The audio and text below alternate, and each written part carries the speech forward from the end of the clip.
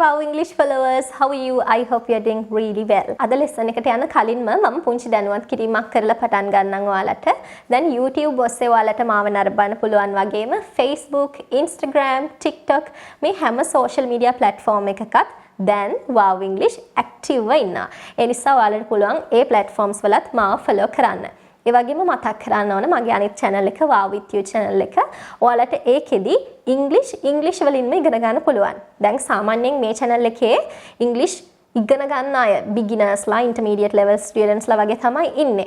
හැබැයි කෙනෙක් advanced English learner කෙනෙක් නම් මම recommend කරනවා wow with you channel එක. මොකද ඒකේ English උගන්වන්නේ English වලින්මයි.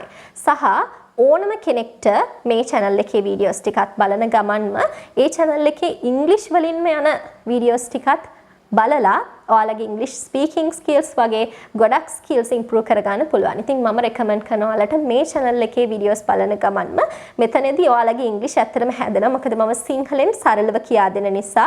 ඒ වගේම ටිකක් advanced විදියට English ඉගෙන ගන්න ආසය wow with you කියන channel එකත් එකතු වෙනම පුළුවන්. එතනදී අපි ඉගෙන ගන්න English වලින්මයි. ඒක ගොඩක් හොඳ practice එකක්. මෙතනදී ඔයාලා basics දේවල් ඉගෙන ගන්නවා. එතනදී ඔයාලා advanced විදියට English ඉගෙන ගන්නවා මාත් එක්ක. So guys, subscribe that channel too. So without wasting time, let's go to the lesson.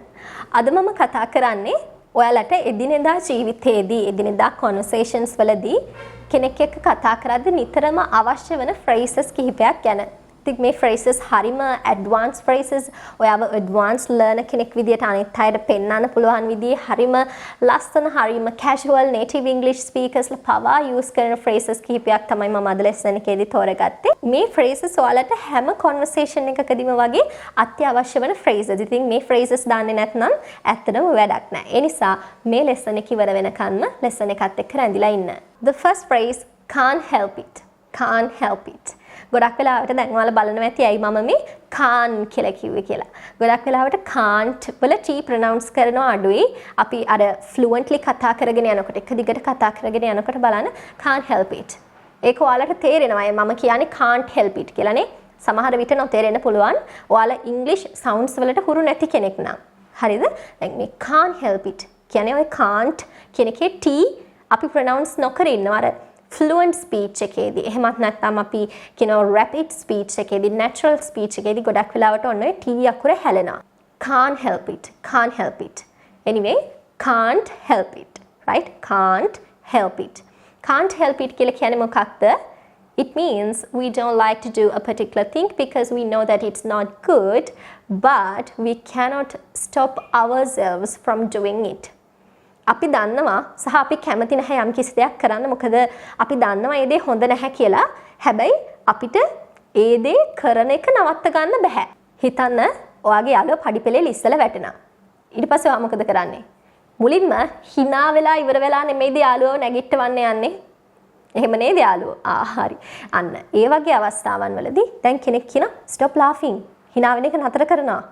ඊට පස්සේ ඔයාට කියන්න පුළුවන් I can't help it. I can't help it. මට hina වෙන එක නතර කරගන්න බෑ. I can't help it. Second phrase, hats off. Hats off. It's used to give praise or credit to someone. කෙනෙක්ට praise එකක්, වර්ණනාවක්. එහෙමත් නැත්නම් credit එකක්. ඔයාලා කියන්නේ යාට credit එක දෙනවා කියලා. ඒ කියන්නේ යාව පොඩ්ඩක් අගය කරනවා. කෙනෙක් වර්ණනා කරනවා. අන්න ඒ වගේ වෙලාවට ඔයාලට මේ hats off කියන phrase එක use කරන්න පුළුවන්. For example, hats off to them for helping the homeless.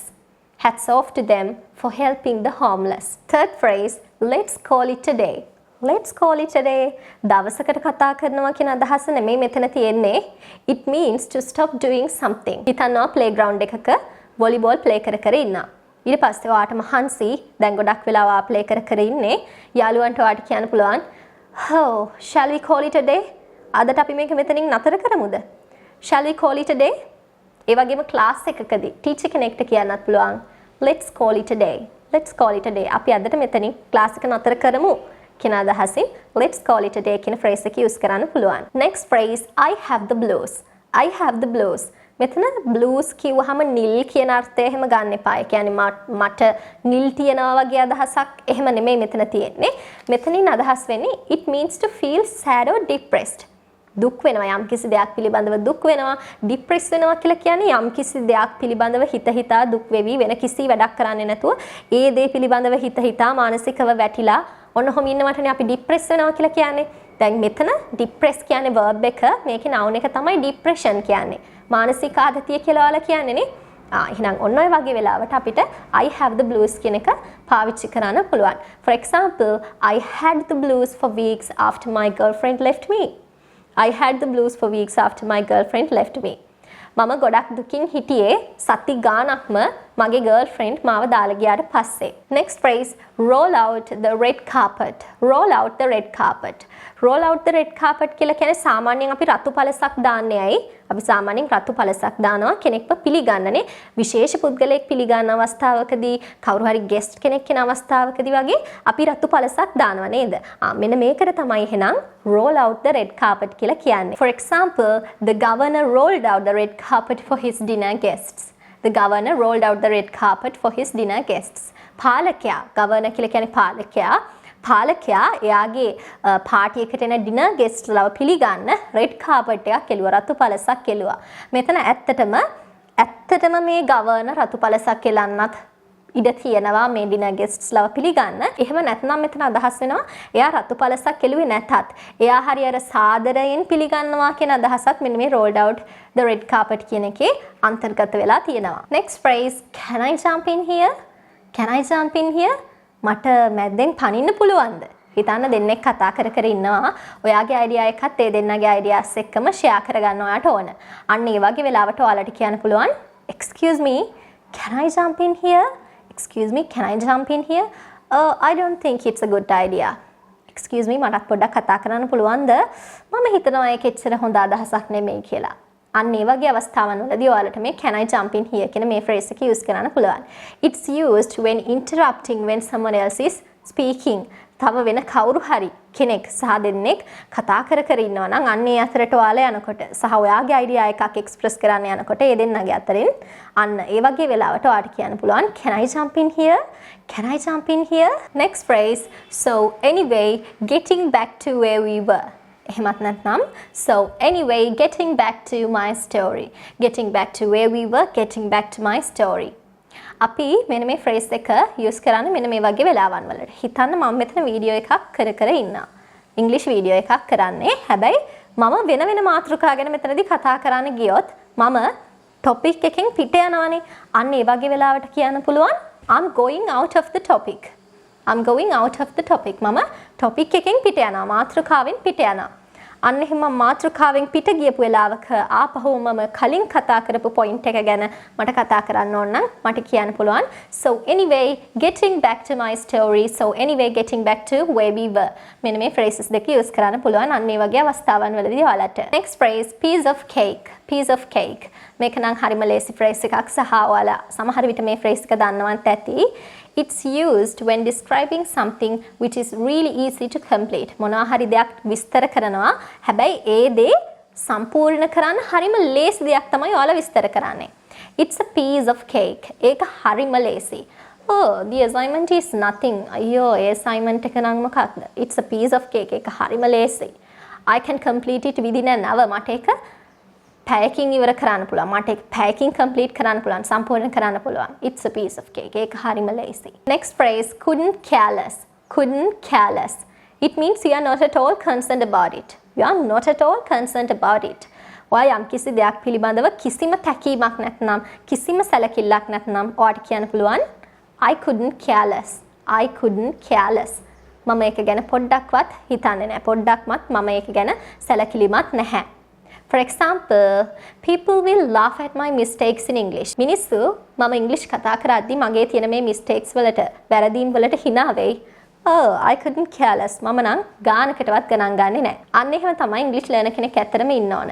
මොකද කෙනෙක් මුලදී කතා කරනකොට වැරදි තමයි කතා කරන්නේ. එහෙම තමයි හොඳ fluent speaker කෙනෙක් බවට කෙනෙක්පත් වෙන්නේ වැරදි කතා කරලා තමයි. හැබැයි වැරදි කතා කරන අවස්ථාවේදී වටේ ඉන්න මිනිස්සුන්ට hina වෙන්න පුළුවන්. ඔයා hina වෙනවා කියලා ඉංග්‍රීසි කතා කරන එක නතර කරොත් ඔයාට කවදාවත් ඉම්ප්‍රූව්මන්ට් එකක් නැහැ.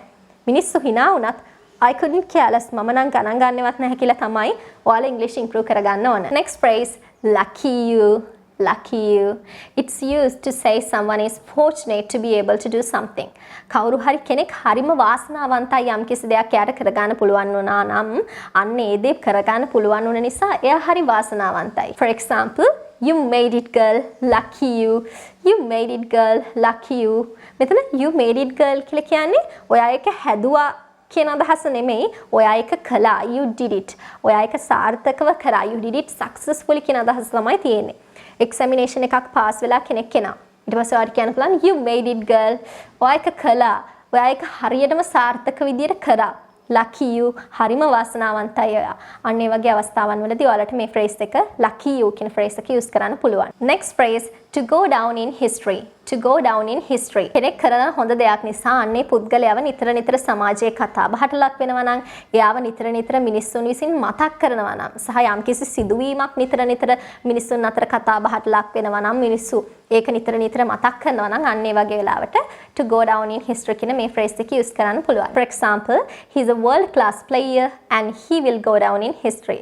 එයා මුළු ලෝකෙම පිළිගත්ත, ලෝකෙම ආදරයට ලක් වෙන, හරි ලෝකෙම ප්‍රසිද්ධ ක්‍රීඩකයෙක්. ඒ නිසා එයාගේ නම නම් history එකට යයි. ඒ කියන්නේ එයාගේ නම මිනිස්සුන් අතර හැමදාම රඳා පවතී. එයාගේ නම මිනිස්සුන් අතර කතා බහට ලක් වෙයි කියන අදහස තමයි මෙතන තියෙන්නේ. Next phrase, look alive. Look alive. It means to move quickly and engage actively. ඉක්මනට move වෙන, ඉක්මනට යන්න සහ engage actively හරි ක්‍රියාශීලීව යම් කිසි දෙයකට engage වෙලා ඉන්න, යම් කිසි දෙයක නිරත වෙලා ඉන්න කියද්දී අපිට look alive කියලා කියන්න පුළුවන්. මේක නිතරම අපි use කරන්නේ look alive out there කියලා. Look alive out there, look alive out there. හරිම ක්‍රියාශීලී විදියට ඉන්න. Look alive out there. හරි, තවත් example එකක් අපි ගත්තොත් look alive, we have only 2 minutes left. Look alive, we have only 2 minutes left. හරි ක්‍රියාශීලීව ඉන්න අපිට තව විනාඩි 2යි තියෙන්නේ. හිතන්න රේස් එකක්, මැරතන් එකක්. ඔයාට කියන්න පුළුවන් look alive, engage actively. active විදියට ඉන්න, හරි ක්‍රියාශීලී විදියට ඉන්න. We have only 2 minutes left. අපිට තව විනාඩි 2යි තියෙන්නේ. Next phrase, black sheep. Black sheep. It refers to a person who is different from others and expected social norms. ඒ කියන්නේ කෙනෙක් අනිත් අයට වඩා වෙනස් නම්, බලාපොරොත්තු වන සමාජ තත්වයන්ට අනුව වෙනස් නම් අන්න එහෙම කෙනෙක්ට අපිට black sheep කෙනෙක් කියලා කියන්න පුළුවන්. For example, John is the black sheep of the family. He is interested in politics while all the others hate it. John තමයි පවුලේ අනිත් අයට වඩා වෙනස් පැත්තකට යන කෙනා. ඔහු politics වලට කැමති, දේශපාලනයට කැමති. හැබැයි අනිත් හැමෝම ඒක hate කරනවා. ඒකට කැමති නෑ. හැබැයි මෙයා ජෝන් විතරක් politics වලට කැමති. ඒ නිසා ජෝන්ගේ පවුලේ හැමෝම politics hate කරද්දී, politics එපා කියලා කියද්දී, ඒ කියන්නේ politics වලට කැමති නැතුව තියෙද්දී ජෝන් විතරක් politics වලට interest වෙලා ඉන්නවා. ඒ නිසා එයා අනිත් පවුලේ අයගෙන් වෙනස්නේ. අන්න ඒ නිසා අපි කියනවා John is the black sheep. John තමයි black sheep. එයා තමයි පවුලේ අනිත් අයගෙන් වෙනස්. Next phrase, spill the beans. Spill the beans. It means to disclose a secret. රහසක් එලි දක්වනවා. reveal a secret or disclose a secret. රහසක් එලි දක්වනවා. රහසක් ඒක තවදුරටත් රහසක් නොවි, ඒක තවත් කෙනෙක්ට කියනවා කියන අදහසින් තමයි spill the beans කියන මේ phrase එක use කරන්නේ. For example, she couldn't bring herself to spill the beans. She couldn't bring herself to spill the beans. ඇයට spill the beans ඒ කියන්නේ රහස එලි කරන්න බැරි වුණා. She couldn't bring herself කියලා කියන්නේ ඇයට බැරි වුණා කියන අදහස. ඇයට රහස එලි කරන්න බැරි වුණා. එයාට එච්චර ශක්තියක්, courage එකක් තිබ්බේ නැහැ කියන අදහසත් මෙතනින් අර ව්‍යංගාර්ථයෙන්ම කියවෙනවා. Next and the final phrase, getting out of hand. Getting out of hand. It means to become difficult to control. It means to become difficult to control. පාලනය කරගන්න අමාරු තත්වයකට පත් වෙනවා. For example, the COVID-19 situation in Sri Lanka was getting out of hand. ශ්‍රී ලංකාවේ corona තත්වය පාලනයකට තොර වෙමින් තිබුණා. ඒ කියන්නේ පාලනයකට ගන්න බැරි වෙමින් තිබුණා. දැන් ඔය කොරෝනා ටයිම් එකේ එහෙම මෙන්න මේ getting out of hand කියන phrase එක නිතරම use වෙන phrase එකක්. Getting out of hand. So that's it for today's lesson, guys. I hope you enjoyed. Don't forget to follow me on Facebook, TikTok, Instagram, and subscribe me here on YouTube. So guys, I will see you soon in my next videos. Bye bye. Lots of love for you.